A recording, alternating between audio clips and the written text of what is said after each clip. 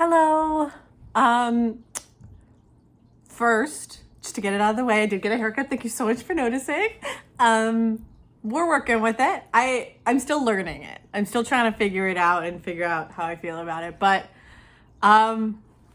welcome to New Haircut Life. I am here because I want to talk about a thing that I have been sort of steeped in for ever a little bit, but also a little bit really intensely the last week or so. And that is rejection. Just the absolute favorite topic of conversation for artists and authors alike. I have received 7 rejections in the last 8 days, I think. 3 query rejections and 4. Oh no, it's been more. I think we're up to 5 query rejections and 3 theater rejections. Okay, so 8. Maybe it's 8 in the last 9. I don't know. I'm good at math, but I'm not like good at counting.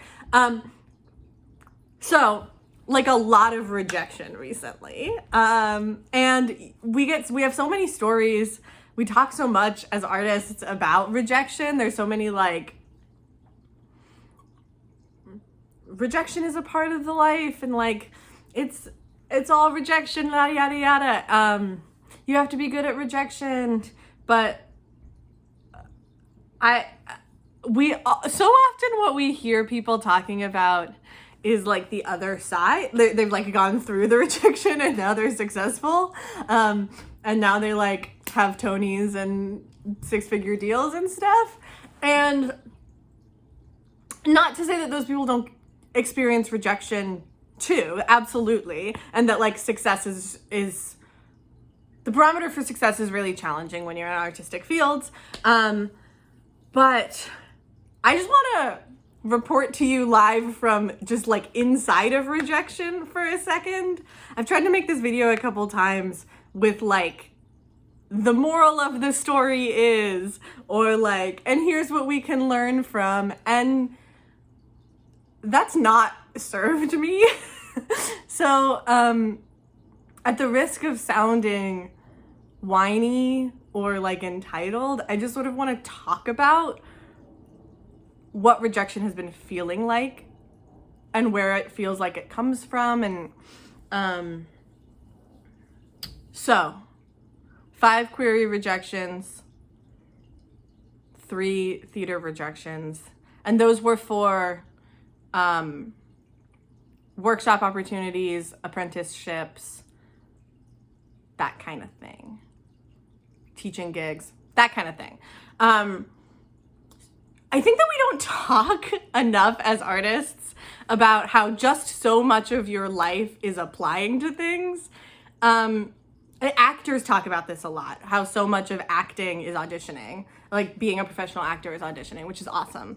And you just like, actors audition, and then like sometimes they're right for the role. I don't think we talk enough about it as like, as non-performers in artistic careers, how much of the job is begging people for the opportunity to do the job. It feels like a little bit different than regular job applications, because believe me, I've submitted those too. I've worked in lots of different fields in lots of different ways, but artistic applications, your part of it is like proving that it's a good opportunity for you and that it's like a useful opportunity. So it's a lot less about like, I am perfect for this role, and more about like, this is how this role would be useful to me, which is like kind of it sort of eats its own tail when you're also trying to talk about also how cool and impressive and interesting you are as an artist. But so I've gone through months where I've submitted like 15 to 20 applications. And so like so much of when I'm not like actively working in like actively producing the art, so much of it is like begging for the opportunity to produce the art, begging for the space and the time and the money. Because when you're in the theatrical field, I actually can't speak to other fields, but I'm sure it's sort of varyingly similar. But like in the theater, I can't sit on my couch and make a piece of theater, because theater isn't built that way. Like theater is a team sport, and theater is about immediacy, and theater is as much about audience as it is about production. And so there are some people within the industry who can do a portion of their jobs, right? Like playwrights can sit on their couch and do some of their job, but especially sort of in opposition to writing fiction, which I've been doing, it is just a completely different ballgame. And it's also very similar, and we'll get to that in a minute. But the idea of I can't make the work on my own. I have to make the work with resources. I can't work extremely hard on a piece of visual art and post it on Etsy and sell it, or post it on Instagram. Like that's not the work I'm able to make. And so what I need is the opportunity to be in a room with people and make things. And that's really hard. Because the industry doesn't have any money, because people don't value the arts. And so we get into this system, this cycle, where an artist is begging for the opportunity to make art without, as a director, without very much ability to prove your talent at something. It's very hard to like prove that you're a good director if someone hasn't seen your work, because even if you have like recordings and photos and things, because so much of the work is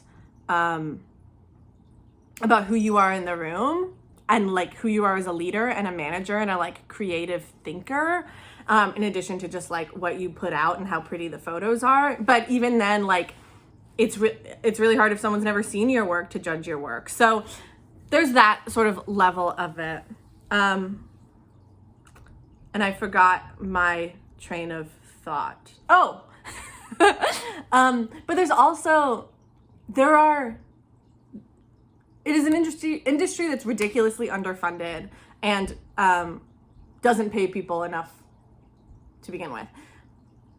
And so there are so many of us trying to do this work and trying to live these dreams, that you can have like 60 people applying for a fellowship that takes 2 people a year. That's like common. And that doesn't mean that like all 60 of those people are talented, are good. But it also doesn't mean that like, and it also doesn't mean that all 60 of those people would be like, are at a stage in their career or in their craft where they can benefit from that opportunity to the fullest extent. But it also doesn't mean that like that everyone who didn't get selected for one of those 3 spots isn't deserving of it, right? It wouldn't be useful to them. They don't have enough to, they don't have something to contribute. It just means there's not enough numbers. It means that the numbers don't work. The math doesn't work. And so much of this industry is begging people for the opportunity to make art and having people say, no, not this time.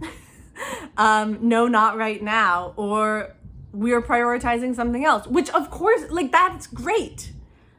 Of course, the people who get the jobs, a lot of the time, the people who get the opportunities deserve the opportunities. It just doesn't mean that no one else does. And that's something that's sort of hard to remember every single time you read "We regret to inform you" or "Thank you so much, but." is that so much of it is numbers. And those people make amazing work. A lot of those people are my friends, and I love the work that they make. And I want to be inside of a vibrant, thriving, creative community in this industry. It's hard when there's not a lot of money. And listen, I think I'm pretty good. I think I'm like pretty good at what I do, but like this isn't to say that some of these rejections are because I didn't write a good application, or because I like they're not interested in what I want to do. Sometimes it is, and that's also the way it goes, because art is subjective, and art is I'm trying to be very clear that like nobody owes me the opportunity to make art. It just is a dimension of this industry that's very challenging. And also I think I'm gonna do a whole video on this because it's something I think about a lot and I talk with my friends a lot, but like there's so much privilege in complaining about not being able to make art. It just is. I believe in art. This is going to be a huge tangent, and I actually can't afford to go off on this in this video, but there's so much privilege in the opportunity to make art to begin with. And that doesn't mean that I don't believe that art is a beautiful, useful, impactful, essential human endeavor. I almost quoted both John and Hank Green at the same time, because it is. But but complaining about not being able to make art feels extremely masturbatory. I'm gonna take a sip of water. So it sucks to get rejected from the opportunity to make something, and from the opportunity to share your insides outside, to share your artistic idea, to share your creativity. It doesn't feel good. And I know that there's like learning inside of this, and there's like honing your ability to write applications and write grant applications and like thicker skin and whatever. And I think that there's a lot to learn about it, but it also is so much the experience of being a working artist, is being rejected before you start, let alone like people not actually liking the work. Because that is a whole other dimension, because art is subjective, and art is, the art you make isn't going to be liked by everyone, and that's like probably a good thing. So rejection is really challenging, and I don't know, like I said, I'm trying not to sound like extremely whiny, because I don't think I'm like entitled to these opportunities. I don't think I'm entitled to the art, to the opportunity to make art necessarily, except that like all humans are entitled to the opportunity to make art. It's just hard. I just want to say that it sucks, and it feels really discouraging.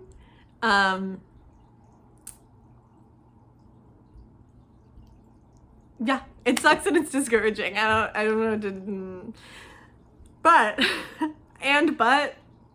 on a different but related situational note, 5 query rejections. My first 5 query rejections. It's very exciting. It was very exciting to get my first query rejection, because it felt like I was like part of the team.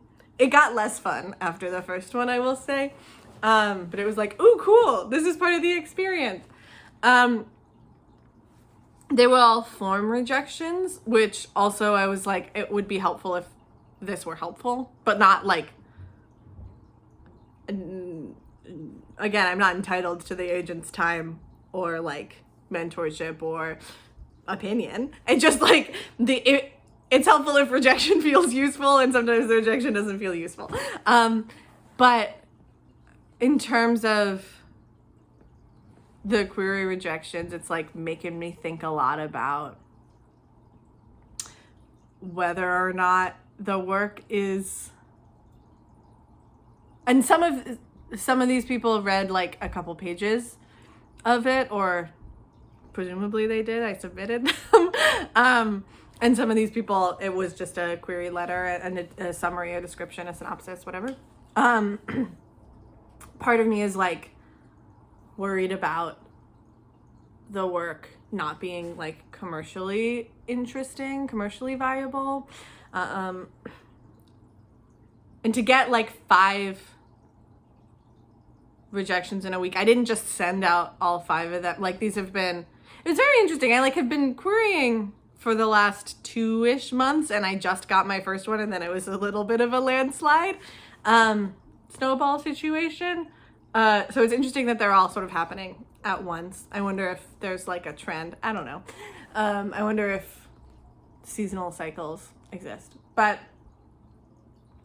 I'm like questioning the work a lot, and I'm questioning my like the letter itself and the like synopsis itself and the value of the work I'm able to make. And at the same time, I'm feeling too like, who do I think I am trying to publish a book, and but why not me, sort of back and forth. It's interesting the way I still have like a bunch of agents to query, a bunch of agents I haven't heard back from. Like it's not this is not by no means a like end of a situation. It was interesting to me to observe how the frustration and the rejection sort of like piled up over time and snowballed into thinking like, well, maybe I should stop querying in total. Maybe I should query with a different manuscript. Maybe I should consider self-pub, which I don't want to do. All love and respect to self-pub authors. I just don't think I can handle it. To be quite frank, I don't think I've got the chops. And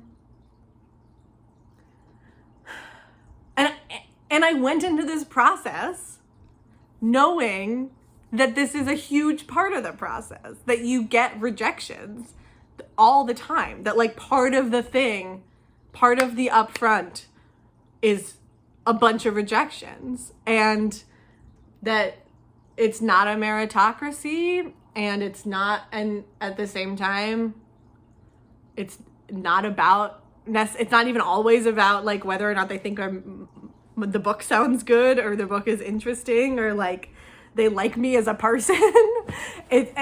I went into this process knowing it's about rejection. The process is about lots of people not being the right fit, and maybe I don't want them to be the champion of me and my work and my book if they don't see it. But it's interesting to me how quickly I fell into despair about the rejection process. So I've got a lot of queries out, a lot more agents I want to query. Thank you so much if you've been one of my friends. I've been texting really ridiculously about all this. Like I said, I don't have like a silver lining or like a lesson learned or anything. It just sucks to experience rejection. And also it is such a vital part of the artistic, not only like the process of being, not only the experience of like being a working artist and sort of the privilege of that, but also the like legitimate artistic process of like, this is how work gets made. So I just wanted to talk about it and report, because sometimes I think that we're not, as artists, we don't talk about our rejections because they are embarrassing. So this has been embarrassing. And sometimes it feels really lonely to be experiencing so much rejection. And then I like work up the nerve to mention it to a friend of mine who's also in the industry or also doing whatever. And they're like, oh yeah, I've gotten 6 this week or whatever, right? So I kind of just wanted to come on here and say that a big part of being a working artist is rejection. And there are lots of great narratives about how it is character building and makes you a better artist and yada, yada, yada. But I also just wanted to say it doesn't feel great. And you're not alone if that's something you're experiencing. So extremely ironically, I am gonna ask you to subscribe to this channel because I am finding a lot of like joy and reflective opportunities in it, and like I've been really enjoying making videos. I hope you've been enjoying watching them, watching me talk. So if you do, I'd love it if you would subscribe. That would mean the world to me. If you don't, I won't take it as rejection because I won't know. And I hope that you just have a lovely day as a person who is worthy of the opportunity to be creative in the life that you live. Okay. I don't know. This was maybe terrible. Okay, bye.